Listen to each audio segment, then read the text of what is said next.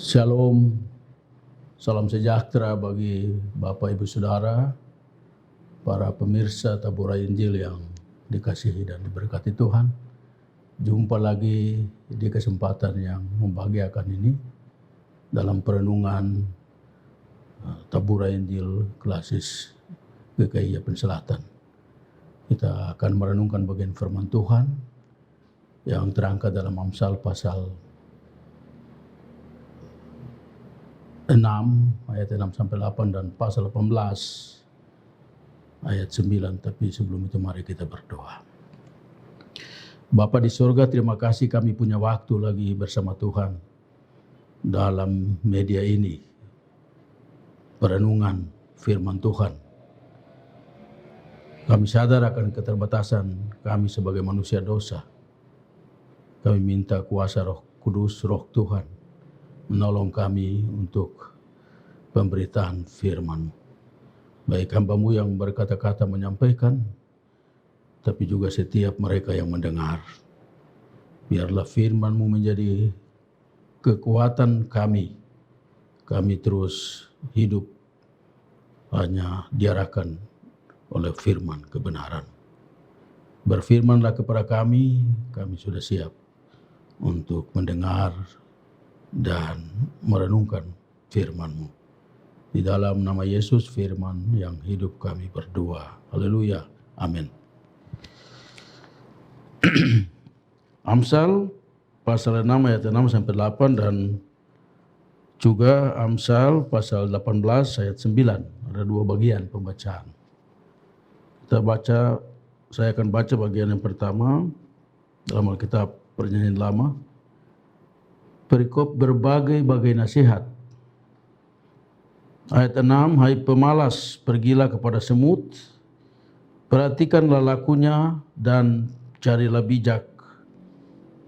Biarpun tidak ada pemimpinnya, pengaturnya atau penguasanya, ia menyediakan rotinya di musim panas dan mengumpulkan makanannya pada waktu panen. Demikian pembacaan yang pertama. Bagian pembacaan yang kedua terdapat dalam kitab Amsal juga, pasal 18 ayat 9, yang berbunyi demikian, orang yang bermalas-malas dalam pekerjaannya sudah menjadi saudara dari si perusak. Demikian pembacaan firman Tuhan. Bapak Ibu Saudara, para pemirsa Tabur Injil yang diberkati, dikasihi Tuhan. Dari dua bagian pembacaan ini diberi tema malas bergerak atau malas gerak. Bapak Ibu Saudara, kadang kita dengar orang katakan kemiskinan itu sebuah nasib, itu sudah takdir. Tapi benarkah begitu? Bukankah karena sering terjadi karena kemalasan? Karena malas orang bisa jadi miskin. Nah, bagaimana Alkitab bicara tentang orang-orang malas? Firman Tuhan bagi kita dari 3 nas ini mencoba mengarahkan kita tentang sorotan Alkitab tentang kemalasan. Bagian firman yang pertama ayat 6 sampai 8 dari Amsal 6 ini, Raja Salomo memberikan nasihat yang berhikmat bagi setiap orang, termasuk kita, untuk bagaimana hidup, bagaimana mengendalikan hidup kita ini sehingga kita bisa berhasil, kita tidak menjadi orang yang malas. Dikatakan pada ayat 6 sampai ayat 6 pertama, hai pemalas, pergilah kepada semut, perhatikanlah lakunya dan jadilah bijak. Jadi dari ayat ini ada 3 hal penting. Ada 3 perkara yang harusnya diperhatikan. Pertama, pergilah kepada semut. Kedua, perhatikan lakunya. Dan yang ketiga, jadilah bijak. Ini nasihat yang luar biasa yang perlu kita renungkan baik, pahami dan kita belajar. Mengapa manusia yang merupakan makhluk mulia yang dari seluruh ciptaan Tuhan itu yang paling termulia, makhluk yang menduduki posisi tertinggi, tapi disuruh belajar kepada semut. Semut kecil yang lemah, yang kalau sepintas kita lihat tidak berdaya. Ada hal-hal yang dimiliki semut yang perlu kita pelajari, kita belajar. Semut yang kecil itu menunjukkan contoh yang sangat baik. Ada sikap yang luar biasa, sikap hormat, saling menyapa. Ketika mereka berpapasan, mereka berhenti saling menyapa dan memberi hormat.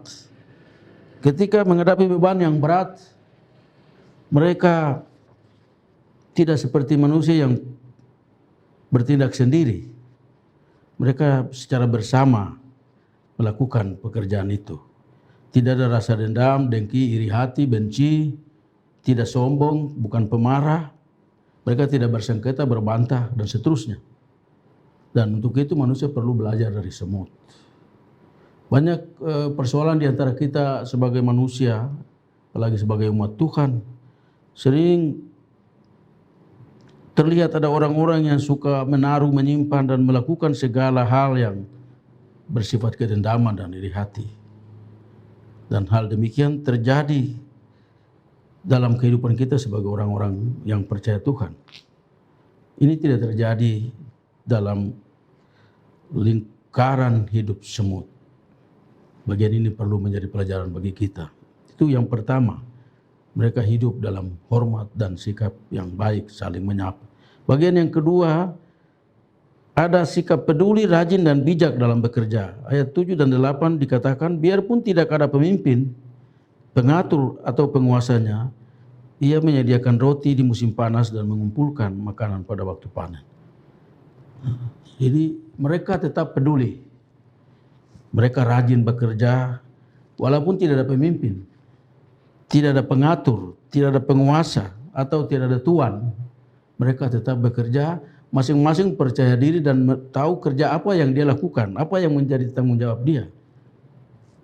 Dia bekerja sepanjang waktu.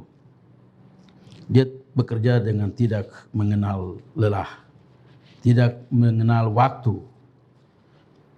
Kendati tidak ada perintah dari pemimpin, tidak ada arahan. Waktu musim panas ataupun musim hujan, mereka bisa mengatur ritme hidupnya. Mereka bijak mengumpulkan makanan pada waktu panen. Semua dilakukan dengan sukacita dan tidak bersengketa, tidak berbantah-bantah.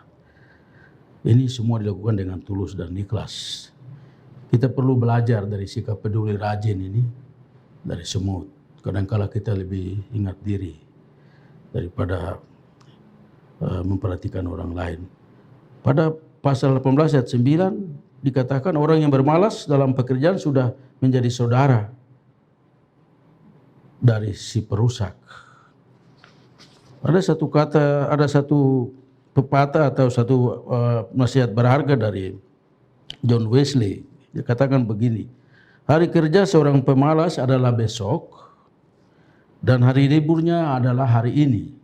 Jadi pemalas itu hari kerjanya, yang hari ini dia kerjakan dia bilang besok, tapi hari ini dia libur, nanti besok. Ternyata besok juga berlaku itu.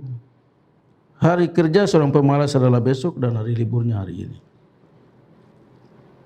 Ini dalam Amsal pasal 18 ayat 9, orang yang malas-malas itu dia sebenarnya perusak karena dia tidak menggunakan waktu dengan baik, dia tidak memanfaatkan kesempatan itu dengan baik.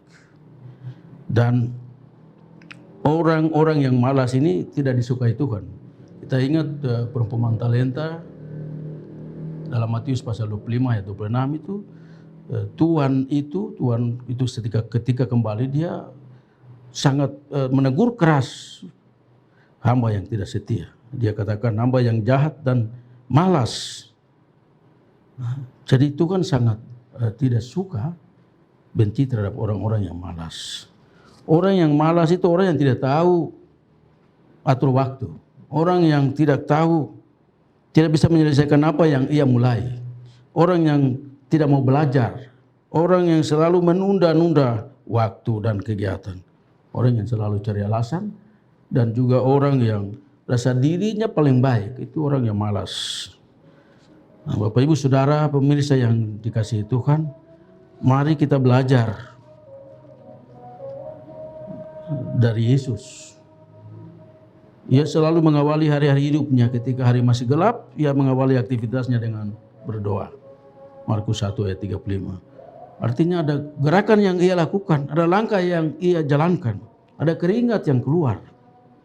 Menggambarkan kepada kita bahwa Allah kita itu rajin. Yesus rajin dan kita sebagai umatnya harus rajin. Dan sekali lagi Yesus sangat benci kepada orang-orang yang malas. Bahkan Paulus pernah sampaikan kepada orang-orang yang ada di Tesalonika, jika ada orang yang tidak mau bekerja, jangan diberi makan. 1 Tesalonika pasal 3 ayat 10. Mari kita hidup dalam sikap, kita budayakan kerajinan itu. Berbahagia bagi kita yang mau belajar dari semut untuk berbuat dan bekerja dengan baik dalam nama Tuhan Yesus.